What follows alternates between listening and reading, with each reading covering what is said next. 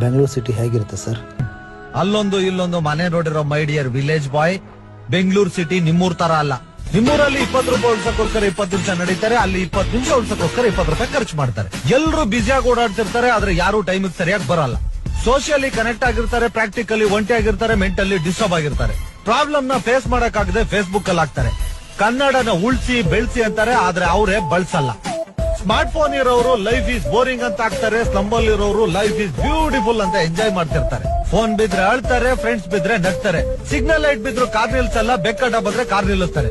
ದುಡ್ಡಿಲ್ದರವರು ದನ ಕಾಯ್ತಿರ್ತಾರೆ, ದುಡ್ಡಿರೋರು ನಾಯಿ ಕಾಯ್ತಿರ್ತಾರೆ. ಶೂಗಳನ್ನ AC room ಅಲ್ಲಿ ಇಟ್ ಮಾಡ್ತಿರ್ತಾರೆ, ತಿನ್ನೋ ತರಕಾರಿನ ರೋಡಲ್ಲಿ ಇಟ್ ಮಾಡ್ತಿರ್ತಾರೆ. ಫ್ಯಾಮಿಲಿ ಡಿಟ್ಯಾಚ್ ಆಗಿರುತ್ತೆ, ಟಾಯ್ಲೆಟ್ ಅಟ್ಯಾಚ್ ಆಗಿರುತ್ತೆ. ಬಡವರು ದುಡ್ಡಿಲ್ದೆ ತರಕಾರಿನ ಬೇಯಿಸ್ಕೊಂಡು ತಿಂತಾರೆ, ಶ್ರೀಮಂತರು ಅದೇ ತರಕಾರಿನ ಹೋಗಿ 5 ಸ್ಟಾರ್ ಹೋಟ್ಲಲ್ಲಿ ತಿಂತಾರೆ.